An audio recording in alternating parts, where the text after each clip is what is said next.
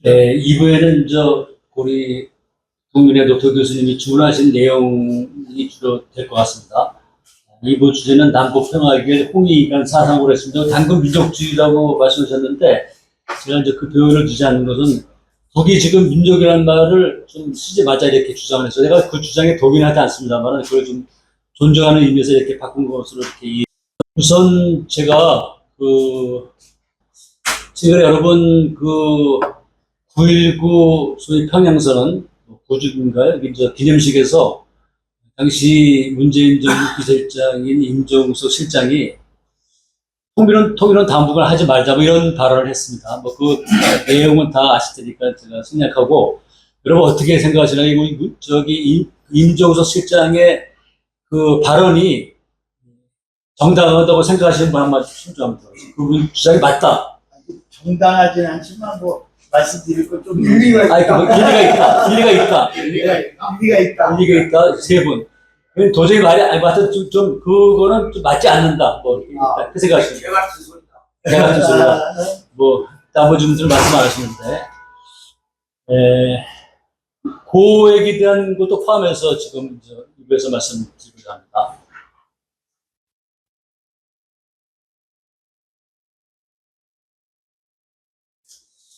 지금 북한이 지금 남한과 관계에서 더 이상 우리는 한민족이 아니다. 두개적인 적대적인 거다. 이렇게 김정일 위원장이 발표를 했습니다. 근데 이거를 저는 이해할 수가 사실 없습니다. 그런데 이걸 왜 북이 그렇게 태도 변화를 했는지, 극단적인 그런 전략을 선택했는지는 우리가 좀 이해할 필요는 있다. 동의는 하지 않지만, 여기 표현이 굉장히 사실 예민한 부분이 있어요. 그래서 저는 동의하지 않지만 이해는 할 필요가 있다. 그럼 제가 이해할 필요가 있다 그러면 저를 무슨 친구를 이렇게 매도하시려고 생각하지 마십시오. 이것은 그래서 역지사지로 지금 파탄한 남북관계를 좀 풀어나가면서 역지사지로 생각합니다. 남북관계를 극도의 대외과 관계로 전락시킨 북한의 전략보로 우리들은 받아들일 수는 없습니다. 그런데 이것을 역지사지로 이해하고 정확하게 분석해서 대응을 해나가야 돼. 이게 정확히 이해 못하면은 이게 지금 아까 임종석 실장 같이 오해하기 쉬운 그런 발언을 할 수 있다고 생각합니다. 첫째는 북미 대화나 협상 과정에서 남한이 한반도 문제의 당사자로서 제대로 매개 역할을 하지 못했다고 저는 생각합니다. 이게 중요한 북이 그렇게 태세 전환을 한 이유라고 생각하고, 두 번째는 지난 시기 수많은 공동선이 있었지만 남한 내부에서 실제로 이 공동선을 이행을 못했습니다. 이행을 못했죠. 이거는 뭐냐면은 실사 남북 공동선명에서부터 남북 정상과 정부 간에 합의된 그런 것이 여러 번 있었죠. 그런데 이게 국회에서 비준이 안 됐습니다. 그리고 정권만 바뀌면 원점으로 다 들어갔습니다. 합의한 게 다 원점으로 이렇게 파기돼 버렸죠. 그래서 공동선언을 했지만은 남한 내부에서 실제로 이행된 적이 없다, 이렇게 볼 수 있고, 그 다음에 실무그룹에 지나지 않는 워킹그룹. 이게 실무그룹이라는 것은 정상 간에 대화하는데 보조적인 역할을 해야지 이게 방해하는 역할을, 소위 워킹그룹이 실무그룹이 아니고 이게 무슨 결정단입니까? 이게 전략단입니까? 그래서 워킹그룹에 방해를 했기 때문에 실제로 남북관계에 이게 지금 주척이 안 됐습니다. 그러니까 이런 과정이 북한이 태세 변화한 중요한 이유였다고 저는 생각합니다. 자, 지난 시기 회고와 반성을 좀 해야 된다고 생각합니다. 북이 이렇게 통일 전략을 변경한 것은 우리와 밀접한 연관이 있겠죠. 우리 입장에서는 어떤 점을 우리가 좀 반성해야 되냐, 이것도 저희들 나름대로 좀 분석을 해야 된다고 생각합니다. 첫째는 두 차례나 문재인 정부가 남북 공동선언을 했지만 문재인 정부의 통일 외교가 좀 문제가 있었다고 저는 생각합니다. 김대중 후보는 어느 정도의 독자성을 발휘해서 금강산 강간동 사업을 추진했습니다. 여기 지금 과거의 역사를 되돌아보면은 금강산 개발하고 관광하는 데에 실제로 김대중 정부가 클린턴 정부한테 사전에 충분한 상의하지 않았습니다. 상당히 하면서 나중에 김대중 정부 알았다는 그런 이야기 하시는 분이 있어요.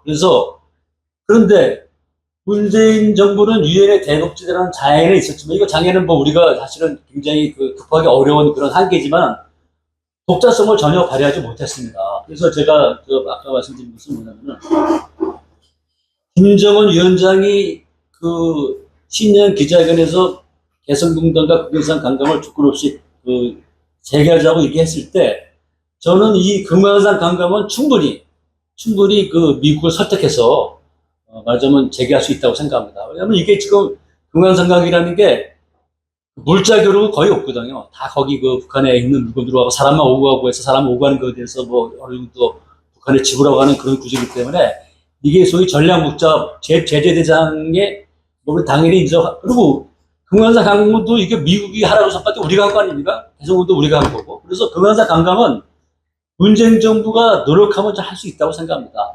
예를 들어서 지금 우리가 이제 다음에 말씀을 드리겠지만 독일이 소위 브란트가 동박 정책을 처음 수립했을 때 그 당시도 브란트 총리가 비서를 미국에 보내서 소위 키신저한테 보내가지고 우리 향후 동박 정책을 하려한다 이렇게 얘기를 상의를 했습니다. 그러니까 당연히 키신저 반대했죠. 야, 너희도 소련이라는 나라가 있는데 너희들이 그렇게 동박 정책을 피우면 되느냐? 안 된다. 그런데 했습니다. 브란트는. 시작을 그렇게 한 거예요. 다 뭐 강대국이, 아니, 독일도 똑같이 전범국가로서 우리처럼 미국하고 거기 투자하고 있고 그런 나라지만은 다 미국 말 듣고 한 전례가 없습니다. 근데 우리가 여기 금강산 강가 이거 충분히 할 수 있죠. 네. 나중에 질문하시고. 그래서 조금만, 예, 그래서 나중에 질문하시죠. 그래서 지금 이 점은, 그리고 저는 이 당시에 문재인 정부가 이렇게 독자성을 발휘하지 못할 때 저희 남한의 통일운동, 뭐 여기 인권운동 하시는 분들이 다 힘을 모아서 문재인 정부에 대해서 비판을 해야 된다고 생각합니다. 저는 문재인 정부에 공과가 있지만 이 문재인 정부의 후보에 잘못한 것에 대해서 아무런 지적한 사람이 없었어요. 이거 비판을 해야죠. 잘못하면은. 너희 또 뭐 하는 거야 도대체. 정신 차려라. 똑바로 해라. 이렇게 비판을 해도 그렇게 쉽지 않습니다. 그러나 우리가 민족이라는 이름으로 우리 남쪽의 5천만 결의의 이름으로 문재인을 비판해서 문재인이가 제대로 하게 비판을 했을지 못하지 않았습니까? 우리가 반성해야 됐잖아요. 저도 통일운동을 했던 일원으로서 저도 그걸 적절하지 못하고 저도 반성해야 된다고 생각합니다. 이 문재인 정부의 후반기에 잘못된 통일 외교, 이 비판을 하는데 비판성이 없습니다. 그래서 우리가 반성했습니다. 둘째는 소위 저를 포함한 지금 민간 통일운동이 지금 남북기구가 이제 크게 한 세네 가지가 있습니다. 소위 6.15 공동행사 실천위원회, 이거는 남북 해외 이렇게 3자 기구가 있고, 그 다음에 이제 민화협, 그건 민화연입니다. 그건 민화협은 우리가 정부가 예산이 들어가는 그런 김대중 대통령 정부 쉽게 만드는 단체죠. 민화협. 그 다음에 이제 제가 속해 있는 당금민족 평화통일협회. 저희는 당금민족 평화통일협회고, 북은 당금민족 통일협회입니다. 이것도 이제 북이 일상적으로 통일운동 하는 기구입니다. 이거 다 북한에서 다 해산했죠, 지금. 통일운동 더 필요 없다.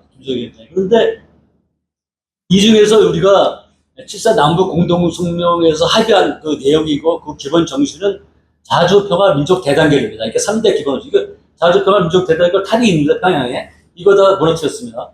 근데 이 중에서 이 자주라는 게 굉장히 복잡한 문제고 지난한 과제지만은 통일운동이 이 자주의 과제가 많이 있습니다. 이 자주 과제 얘기하면 이거 좀 하루 종일 밤새 얘기해도 할 얘기가 많습니다. 그런데 이것을 통일의 지역이 열렸을 때 통일운동이 이 문제 해결에 많은 것을 노력했어야 되는데 통일운동이 무슨 8.15 개천절 14선 이렇게 남북 공동에서 북에도 가서 갖고 왔다 이런 거 공동 행사하는데 안주해가지고 이 좋은 시절에 자주의 과제에 하나도 나서지 못했습니다. 물론 자주의 과제라는 게 굉장히 어려운 과제입니다. 어려운 과제임에도 불구하고 이거 노력을 못했습니다. 이거 우리가 반성해야 될 지점이라고 저는 생각합니다.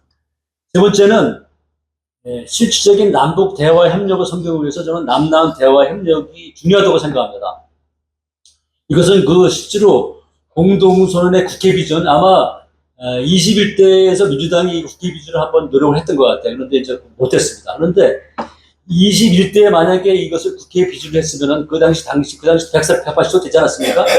국회에서 통과됐으면은 이거는 그 당시 문재인 정부이기 때문에 정부는 당연히 협력을 했을 거 아닙니까? 지금 만약에 국회에서 민주당하고 제대정당의 힘을 합해서 지금 이 남북 선언을 비준을 하면은 윤석열 대통령이 거부권에 하면 소용이 없습니다. 그러니까 이거는 문재인 정부 21대 국회에서 해야 될 일입니다. 그 규준하는 게.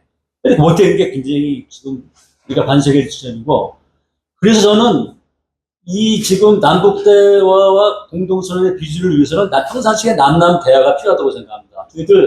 저희들은 작년에 국회에서 이 지금 한반도 평화통일 관련 그 세미나에서 사실은 저희 국민의힘 의원도 초대를 했습니다. 이인영 장관, 정동영 장관, 그 다음에 국민의힘에서는 하태경 의원을 불러요. 근데 저한테 그래요. 아니, 국민의힘 의원을 왜 부르냐고. 우리 그 지금 이쪽 진영이, 소위 민주라는 진영이, 국민의힘 국회를 왜 부르냐는 거야. 물론 그 사람은 다른 주장을 하죠. 다른 주장을 함에도 불구하고 불러야 됩니다. 불러서 서로 의견 차이를 좁혀야죠. 그러니까 지금 사실은 엄연한 의미에서 남북대보다 남남대가 훨씬 더 어렵습니다. 지금 보십시오. 지금 광화문과 시청에서 한쪽은 뭐 태극기 들고 한쪽은 촛불 두고 완전히 다른 목소리를 내고 있지 않습니까? 그리고 다른 목소리를 낼 때 내더라도 같이 또 대화하고 합의하는 그런 것이 필요하거든요. 근데 그것이 우리는 어떤 면에서는 그 남북대화보다 남남대화가 더 어려운 그런 지역에 있는데 남남 대화하고 협력하는 것은 노력하지 않는다. 이건 굉장히 우리가 반성해야 될 점이다 이렇게 생각합니다. 자, 정세가 지금 바뀌었습니다. 지금 그동안 저희 그 북미 관계에서 사실 이 북미 대화에서 역대 정권에서 남한이 소외된 적이 굉장히 많습니다. 이게 남한이 지금 전시적 조건도 없고 우리 남한이 권한이 없지 않습니까? 그러니까 지금 우리 대한민국을 패싱하고 미국과 대화한 적이 굉장히 많습니다. 그런데 그 과정에서 특히 이제 그 2019년도 그 북미 하노이 회담에서 미국이 기본적으로 CVID, 그러니까 완전하고 검증 가능하며 돌이킬 수 없는 비핵화를 먼저 해라 이렇게 요구를 했습니다. 아까 우리 최상 소장 질문을 하시려고 하는데, 근데 이게 지금 핵의 문제가 검증 가능하고 돌이킬 수 없고 완전한 이런 그 비핵화라는 게 굉장히 어려운 겁니다. 이거는 비핵화라는 게 이게 단계를 많이 거쳐야 되고, 그런데 이걸 이번 주 요구를 해요. 그렇게 해야 뭐 대북제재 풀어줄 수 있다는 게 미국의 입장이요. 그런데 북미 하노이담에서 실패하고 이제 지났지 않습니까? 그러면 앞으로 대화할 때 저는 북한이 미국한테 CVID를 요구할 거라고 생각합니다. 너희들이 대가를 분명하게 확실하게 CVID 완전하고 검증 가능하고 돌이킬 수 없는 너희들이 조건을 제시해라. 너희들이 해줄 수 있는 거를. 전에는 미국이 북한에 그렇게 요구했다면 지금은 앞으로는 저는 북한이 미국에 이런 걸 요구한다. 그러니까 확실한 그런 그 대가 없이 아마 저는 북한이 전 대화에 안 됐었다고 생각합니다. 상황이 바뀌었다.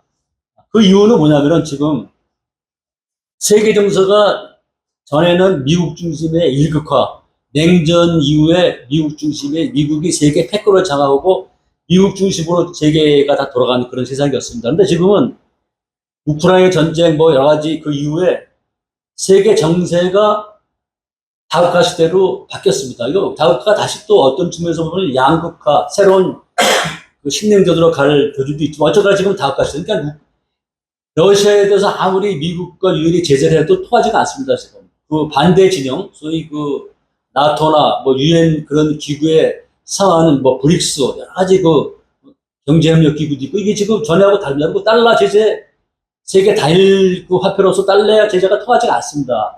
그렇기 때문에 북한이 전에처럼 미국에 구걸하는 그런 식의 대화 나서지 않을 가능성이 굉장히 큽니다. 이건 새로운 국제 정세입니다. 그 다음에 그래서 2024년 6월에 북한의 김정은 국무위원장과 러시아 푸틴 대통령이 포괄적인 전략자 동반자 관계에 대한 조약을 체결했습니다.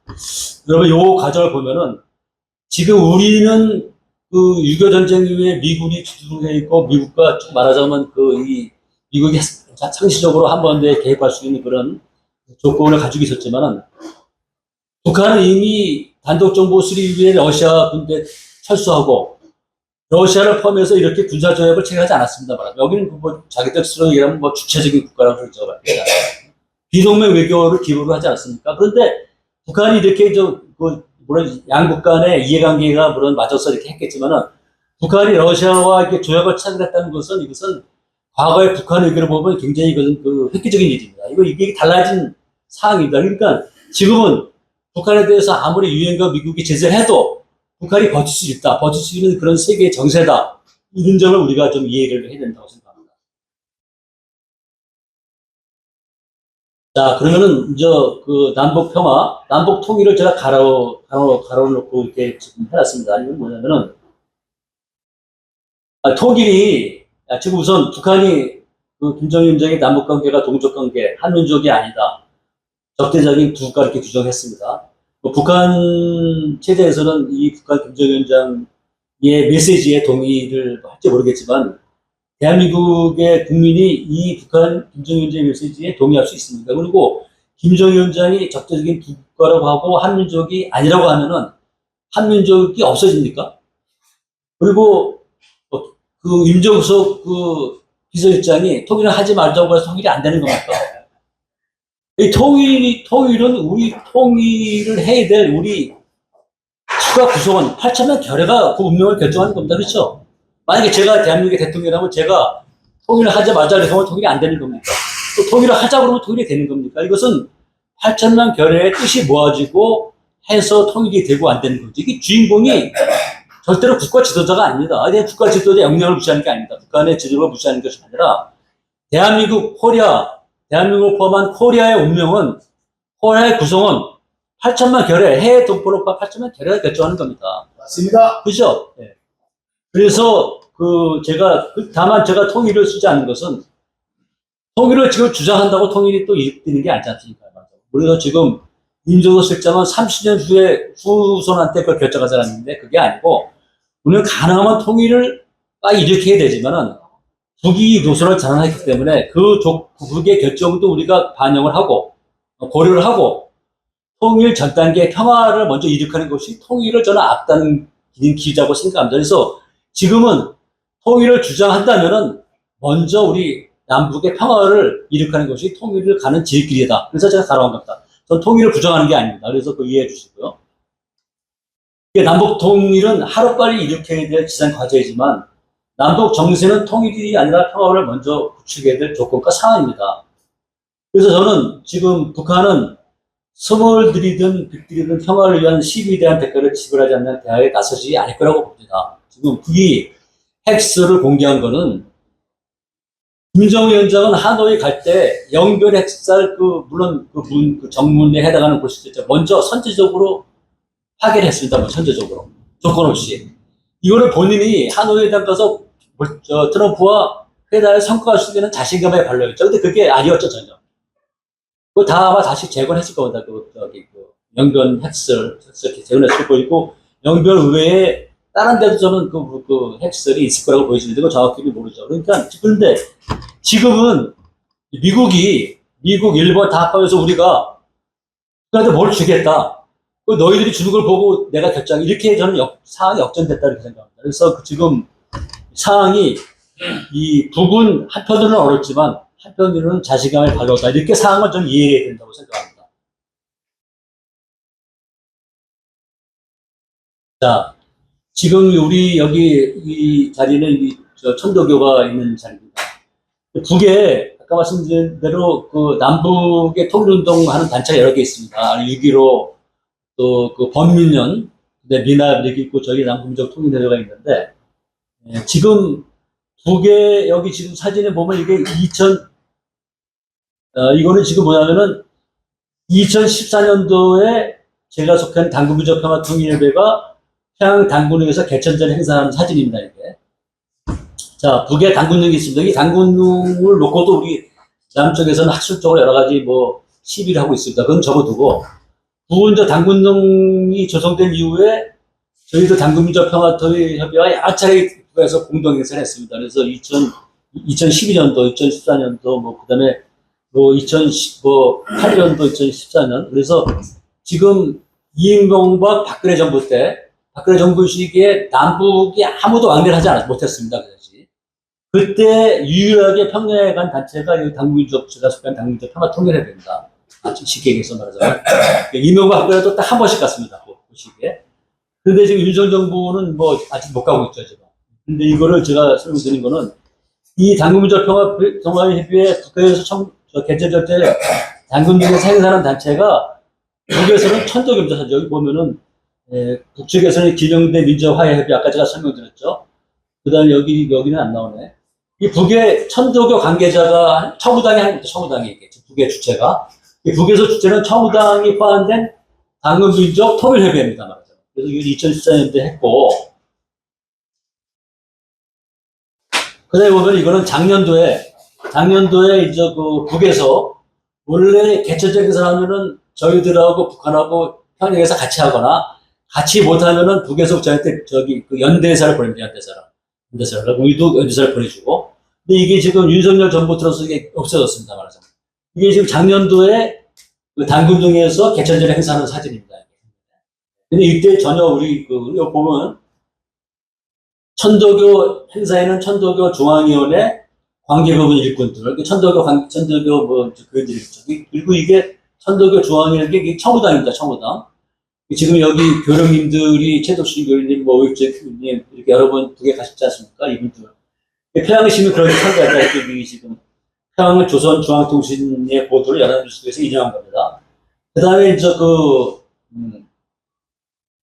거기 아래 보면은 아까 제가 설명드린 대로 그동안 그 분단관계 개선과 평화통일위원회 나왔던 6.15 공동선언 실천위원회, 조국통일 반민족연합 북측본부, 민족화해협의회, 당군적 평화협의회, 이게 지금 4개네요. 지금 4개가 아니라.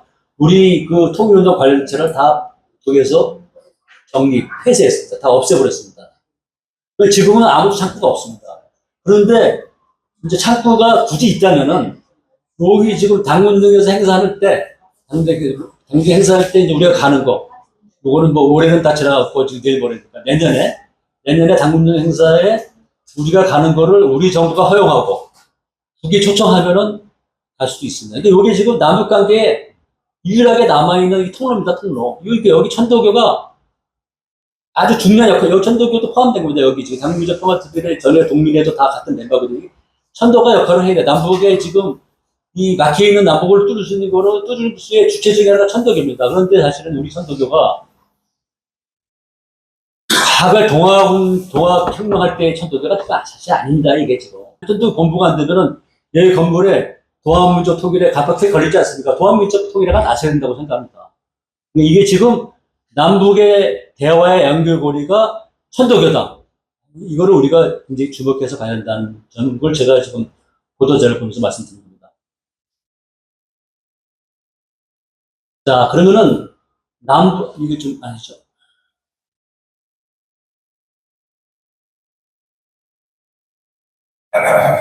자, 남북 평화.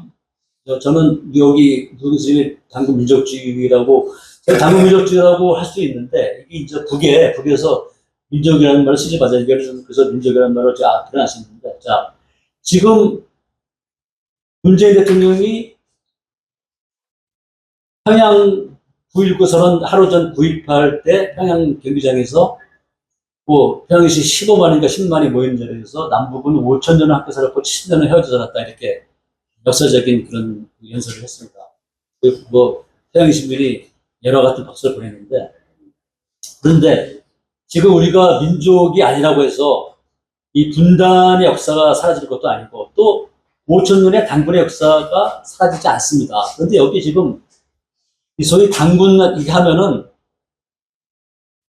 지금 이번에 저희가 개천절 행사를 국회 바닥에서 하려고 추진했습니다. 그런데 신청을 하니까 국회에서 허용을 안 해요. 이 당군하고 개천절 하면 이건 우리나라에서는 이게 종교적인 거로 봐요. 무슨 민족 종교. 미국 종교 무슨 이게 지금 대종교도 저희 이게 포함됩니다. 민족 종교 하는 게 무슨 수적으로 말하는 기독교 무슨 불교에 대해서 반대를 해가지고 허용을 안 해줍니다. 그런데 지금 요새 이제 건국절 논쟁이 있지 않습니까? 건국절. 이 해방 이후에 이승만 정부의 단독 정부서부터 건국이다. 이렇게 지금 윤석열 정부가 소위 뉴라이트를 동원해서 하고 있지 않습니까? 그래서 사실은 근대사로 보면은 이거는 3.1운동 이후에 임시정부가 건국의 이제 시발점이고, 더 앞으로 가면은 이건 당군의 5,000년이 이미 건국을 한 건데, 건국절이 어떻게 해방 이렇게 건국절이 될 수가 있습니까?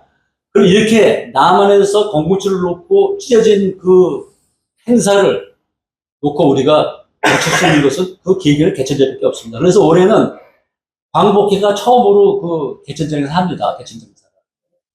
어디서 하냐 보니까 무슨 광복 강력하게 한다 그래요.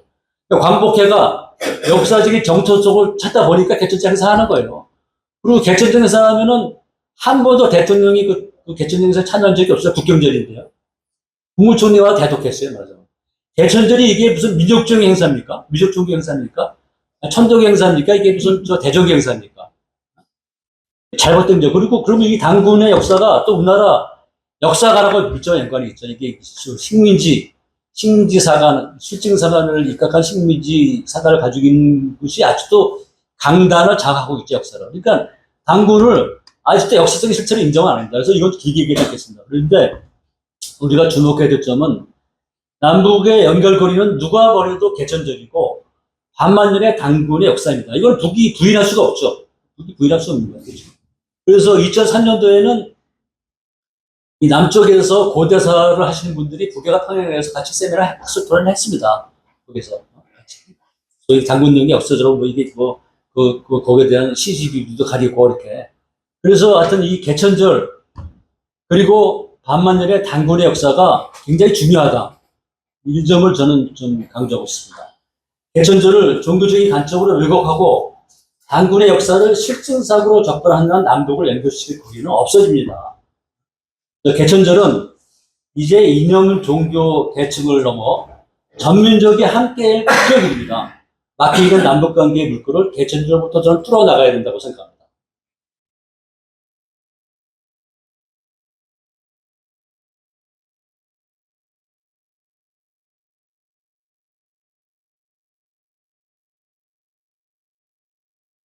자, 그러면은 이 남북 평화의 그 기전은 저는 홍익인간 사상이라고 생각합니다. 홍익인간 사상. 홍익인간 사상은 여기 그 동학혁명의 동학 사상으로 이어져 왔습니다. 이 홍익 사상과 동학 사상으로 남북 평화를 일으켜야 됩니다. 이게 확산의 사상적인 기반입니다, 말이죠.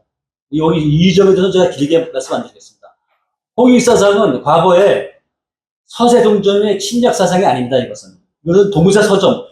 이 동사서점이라고 하는 점령의 의미가 아니라 홍익사상은 평화사상입니다. 그래서 홍익사상은 침략사상이 아니고 세계를 공정, 공생할 수 있는 사상입니다. 이게 아시아와 평화를 이룩하고 세계 평화로 갈 수 있는 지름길입니다. 노벨상 수상자 이시보리 작가 게으르기 신부가 이미 예고했습니다. 홍익관 사상은 지구상에서 가장 완벽한 율법이며 21세기 인류의 구원사상이라고 말을 했습니다. 남북평화. 자, 이 북한의 개혁개방. 제가 몇 년도인지 기억하는데 북한에서 항상 북한에서 북한 관계자라고 술을 먹으면서 얘기를 했습니다. 북한도 개혁개방 해야 되지 않겠냐 했더니 퍼졌대요. 그리고 우리 남쪽에 대해서 무슨 분수를 하려고 그래요. 북한이 개혁개방 하지 않으려고 하더라고요. 그리고 우리 남쪽의 통일운동 전문가들이라고 하는 분들이 북한의 개혁개방에 힘들다는 거예요. 근데 저는 이거 동의하지 않습니다. 왜냐하면은, 그래서 북한이 우선 북한 자체가 개혁개방의 길을 원하지 않고 가능하지 않다고 생각합니다. 물론 이해합니다.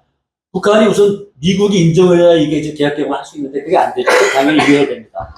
그런데 북한이 지금 2023년 1월 평양문화보호법을 제정하고 반통사법 이런 걸 제정해가지고 저희 남쪽에서 오는 그런 무슨 소위 풍토, 문화 이런 거에 대해서 처벌하기 시작했습니다. 젊은 사람들이 남쪽에서 온 예를 들어서 그 자료를 보고 이렇게 보면은 처벌하는 규정하고 처벌을 했다고 합니다. 근데 저는 북한의 조치가 전 적절하지 않다고 생각합니다. 왜냐하면 지금 방탄소년단 공연하면은 저는 해외 가서 보지 않았지만 전 세계가 몇만 명씩 모입니다. 러시아에 가서도 공연하면 몇만 명 모입니다, 이거. 그렇다고 해서 러시아가 세계 각국에서 방탄소년단이 몇만 명이 모아서 화나한다고 그래서 그 사람들이 다 대한민국을 동경가지고 우리나라와 망명하고 이런 거 아니거든요. 그 문화적인 흐름은 이거 거역하기 힘든 겁니다. 그러니까 만약에 북한에서 아무리 우리 쪽 남쪽 문화를 이렇게 긍정적으로 보고 화나한다 했다고 해서 북한 무너지지 않는다고 생각합니다. 근데 불안하게 생각하는 거죠.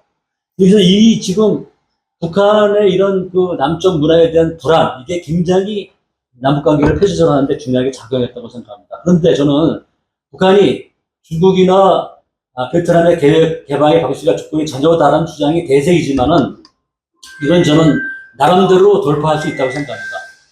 자, 지금 북한이 그동안 주한미군의 주도를 허용했습니다. 지금 김대중 대통령이 6.25 선언 때 말하자면 주한미군의 주도를 남북 정상에 허용을 했고 이미 그 전에 말하자면 북한이 미국과 협상 과정에서 이 주한미군 주도는 저희들이 허용하겠다고 얘기한 적이 여러 번 있습니다. 그리고 저는 아까 말씀드린 것처럼 영변을 아무런 조건 없이 먼저 선제적으로 파괴하지 않았습니까? 그래서 이제 그때 북한이 이거 다 이렇게 시도를 했지만 실패로 끝났습니다. 근데 저는 어쨌든 그럼에도 불구하고 북한의 개혁개방은 해야 된다고 보고 시간이 걸리겠지만 동서독의 통일이나 중국과 대만의 민주화 교류의 사례에서는 벤치마킹을 좀 해야 된다고 했습니다. 별 곳이 있다고 저는 봅니다. 자, 먼저 남북관계 개선이라는 독일의 사례를 보겠습니다. 독일이 통일을 일으킬 수 있는 것은 무엇보다도 3인당 프란츠 총리가 소위 동방정책을 세웠는데 이거 미국의 동의까지 아까 했습니다. 그런데 3인당에서 잔인당으로 넘어가 정권에 바뀌어도 이 통일력이 익숙해지는데 지속했습니다. 우리하고 다릅니다. 우리는 보수 정권으로 넘겨만 하면 그동안 남북 정상회담하는 거 다 그냥 없던 일로 이렇게 바뀌어버리죠. 그러지 않아요. 독일이 그러지 않아요. 이게 중요합니다. 그래서 82년부터 98년까지 독일의 기득권 문제협의 헬무트 총리가 동방 정책을 이어받아서 쭉 이걸 지속했기 때문에 베를린 장벽이 무너지고 90년도 9월에 2+4 모스크바 유구장로 회담을 통해서 통일을 했습니다. 우리나라는 이 89년도부터 소위 학생들이 통일운동에 관심 가지고 집회를 하기 시작한 때입니다. 우리가. 이게 늦었죠, 우리는. 자, 콜 총리는 영국과 프랑스한테는 유럽 단일화, 지금 단일화의 도입을 약속을 했고, 러시아는 국내 정세가 소련이 망하는 국면에서 사실 어쩔 수 없이 러시아는 동조한 겁니다. 말하자면 당시 고르초프와 미국은 반대를 했지만 독일의 나토 관계 유지 등을 약속하고 독일이 다 외교력을 발휘해서 이 지금 통일을 했을 겁니다. 그다음 한 가지 우리 또 중요한 것은 독일도 똑같이 보수적인 정부와 제국주의 정권이 싸웠습니다. 그러나 70년대 들어서서 자유이념 논쟁을 많이 하고 싸웠지만 70년도 보이테스 바하 합의 기철에서 민주시민 교육을 했습니다. 그런데 우리나라 민주시민 교육이 구 단위로 조례가 정해졌음에도 불구하고 민주시민 교육 하지 않습니다. 민주시민 교육에 대해 예산도 없습니다. 그러니까 남북이 좌우 보수 진보가 대화하고 토론하는 그런 장이 없습니다. 자, 그리고 독일을 보면은 자유왕래를 이미 통일되기 전에 했습니다. 이렇게 통상은 안 된 것 같아요. 이 자료를 보면. 통일했습니다. 그리고 보이지 않게 또 경제적인 지원을 많이 했습니다. 그래서 지금 우리 보면은 여러분 지금 북한의 신문을 볼 수 있는 데가 어딘지 아세요? 아시는 분. 북한의 신문을 어디 가서 볼 수 있는지 아세요, 혹시? 예,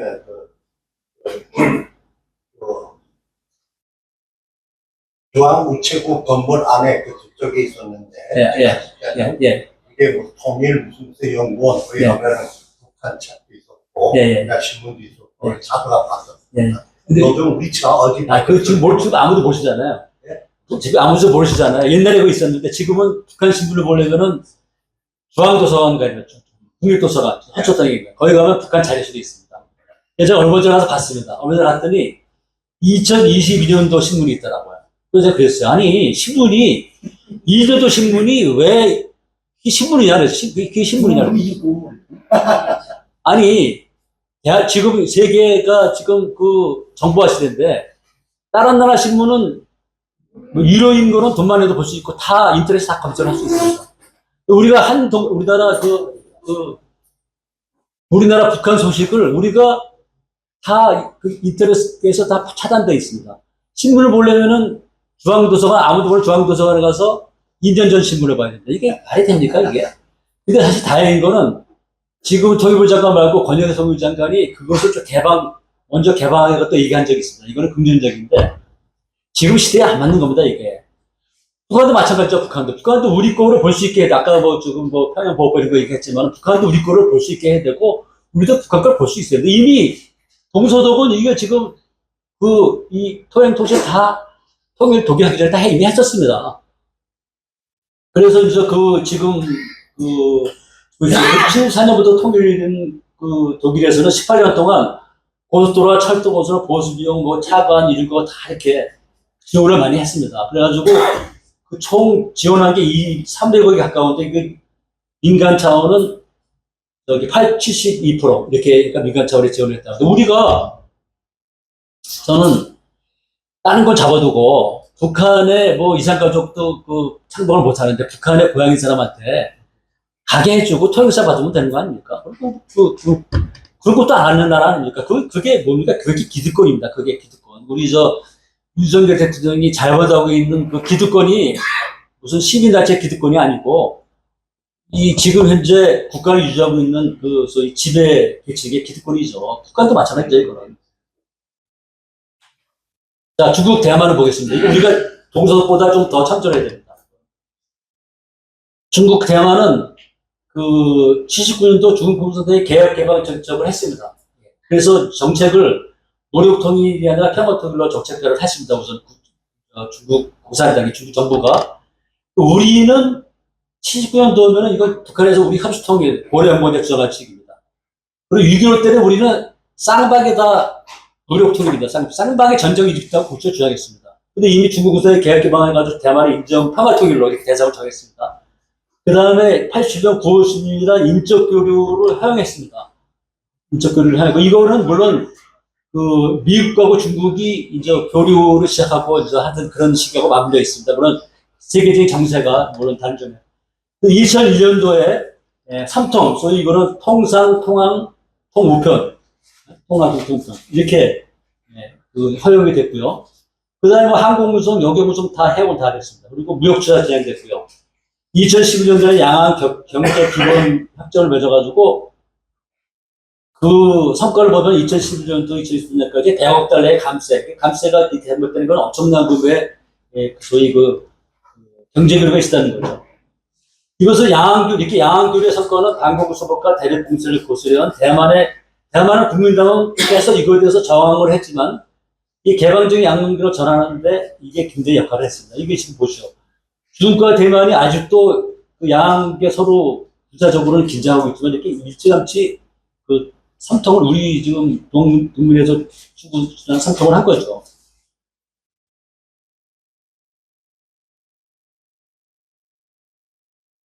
대만이 2007년까지 중국에 대한 투자가 해외 투자의 55.4%를 차지했습니다.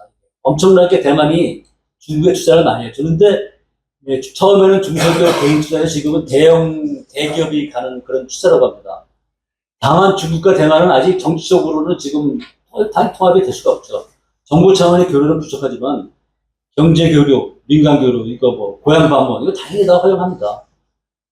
그래서 이것은 중국 대만 교류는 중국이 먼저 개방과 교류 의사를 피력했고 중국 수뇌부가 개혁 개방 노선을 채택했고 미중이 적당한 기회가 청산된 것이 중요하게 작용했다. 그래서 중국 대만 교류의 배경과 남북 관계 역사의 배경이 다릅니다. 물론 그래서 쉽지 않습니다. 우리는. 그러나 이것을 면밀히 분석을 해야 되고 중국 대만은 민간 교류가 가능한 것은 이 부분의 전문가에게 들어보면 정치적인 조건을 배제했기 때문이라고 합니다. 우리는 다 정치적인 조건. 이산가족도 정치적인. 아니 이산가족 만나는 것도 여기서 그동안 저희 민주정의 정부 하에서 북한에 무자 교류를 하고 그 대가로 이산가족 요구했더니 북에 사는 데니까 야 너희 나라에서 그 민심을 얻고 있어 그 이산가족 창고가자는 건데 다 이산가족 문제가 인권적인 문제고 민간 교류의 문제인데 이것도 정치적으로 접근합니다. 북한 당국 남한 당국이. 북한 정부 남한 정부가 대한민국의 인권 기본권에 입각해서 저는 하지 않고 다 정치적으로 북한도 정치적으로 우리 정치적으로 접근했기 때문에 민간 교류가 좀 안 됐다고 생각합니다.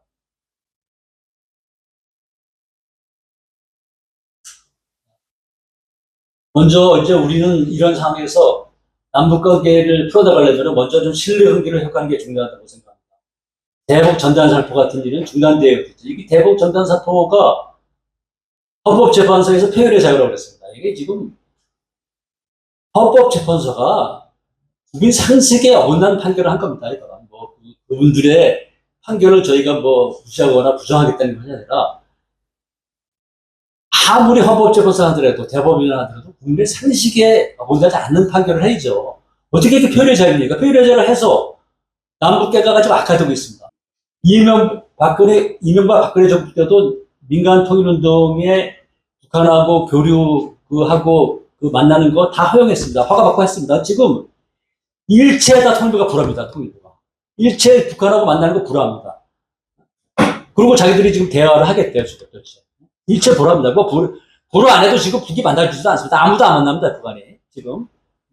그럼 누가 혹시 북한하고 만난다 그러면 허용해가지고 그걸 활용해서 남북관계를 뚫어야 돼요. 지금 남북 간의 통신 다 잘렸지 않습니까? 남북 간 전부 간에. 지금 다 북한이 다 폐쇄했습니다. 없어졌습니다.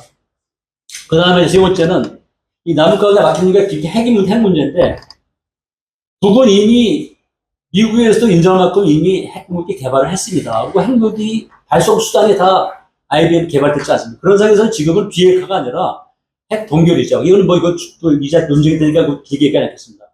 그런데 이 핵 문제가 얘기하면 남북 대화 안 됩니다. 일단 남북 당국이 핵 문제보다는 다른 우회로를 찾아야 된다. 저는 그렇게 생각합니다. 근데 우회로가 뭐냐? 저는 우선 우회로에서 이 다과 시대의 새로운 길을 모색해야 되는데, 그러기 위해서는 대한민국이 균형 외교를 하고 국익 중심의 외교를 해야 된다고 생각합니다.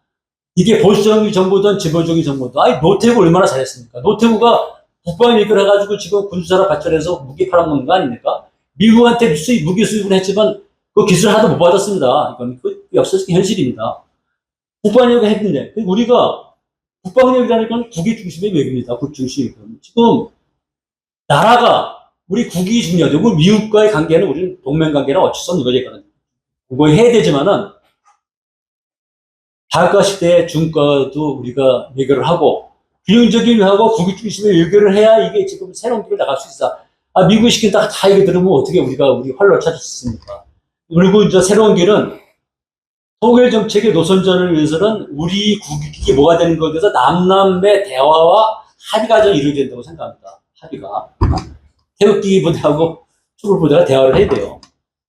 그래서 우선 먼저 남북 공동선언과 합의, 7.4남북 공동선언이 박정희 대통령이 한 거 아닙니까?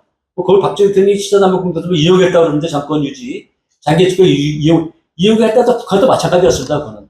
이거를 국회에서 비준을 해야 되고, 저는 그 우회 전략으로 지금 남북 경제 공동체라고 하는 그 새로운 길을 제시합니다. 물론 이게 지금 북미 간의 대화가 이루어지지 않는 데서 쉽지 않습니다. 이건 제가 당장 할 수 있다고 주장하는 게 아닙니다. 그러나 유엔과 미국의 제재 하에서 할 수 있는 일이 있습니다. 할 수 있는 일이. 뭐가 할 수 있는 일이냐? 제재는 있지만은 물물교환. 물건을 버리고 물자를 버리고 물자 받는 거는 이 유엔 제재 사항이 아닙니다. 그거 왜 못합니까? 북한에 나오는 그런 그 자원을 우리가 받고 우리가 북한이 원하는 거 보내주고 이게 지금 물물교환은 유엔 제재 사항이 아닙니다. 이거는 제가 의견이 아니라 북한하고 경제 교류를 한 단체에서 주장한 겁니다. 네? 물물교환을 경제 교류를 하자. 이거 새로운 길입니다. 이거 우리가 할 수 있습니다. 이거. 요거를 조금씩 해나가자는 거죠. 조금씩 하다 보면 이게 큰 물결이 될 수 있습니다. 그 다음에 그래서 먼저 이런 일을 하기 위해서는 그 남북의 화해, 협력, 평화, 통일이라는 과제를 달성하기 위해서 먼저 이런 것을 위한 국민적 공감대 형성과 확산이 필요하다고 생각합니다. 자,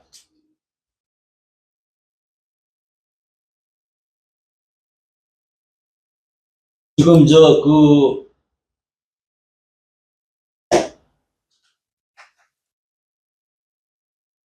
지금 우리 동민회가 그 삼통을 주된 사업으로 해서 통일운동을 하고 있습니다.